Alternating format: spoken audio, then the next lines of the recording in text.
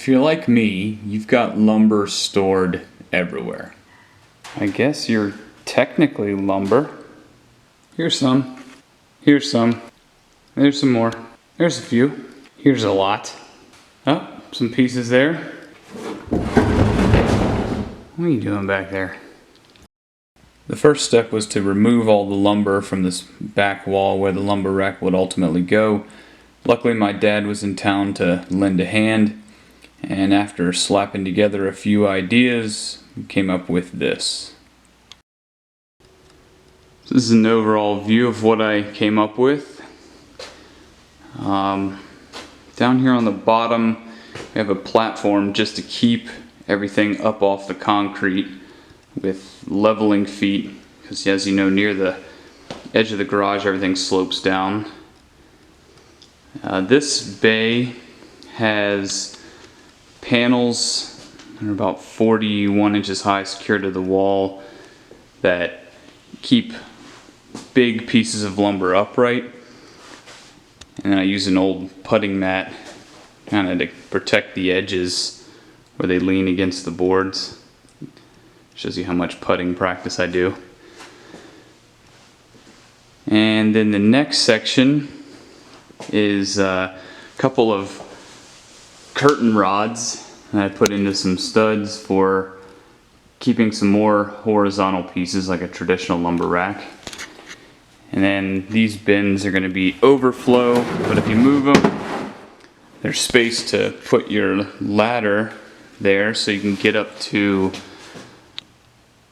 this section where I've got some yellow heart, some padauk, maple, beech, walnut, paldo, lots of exotic species. And the next section is what I'm calling the plywood library.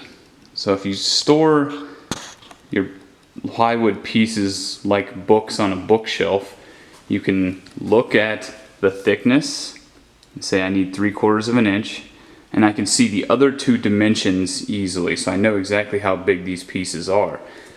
I also put, sun's not going to let me show that. There we go.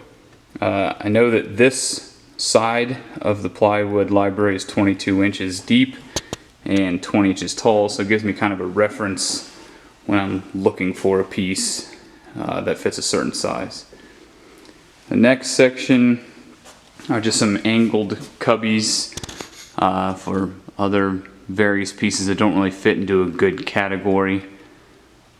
And then underneath the window along the top, I put these trays for small parts, because it is hard to throw away anything smaller than your thumb. So I have plenty of hardwood pieces, small plywood pieces, some burl over there for an upcoming project. And then I realized that I've got some space here in between the vertical wood storage and the rest of the lumber rack that I put kind of like a plywood overflow. And then behind the dust collector, got some like a big aspen log and some other things that I've got that don't really fit nicely anywhere else. The secondary storage is for plywood strips.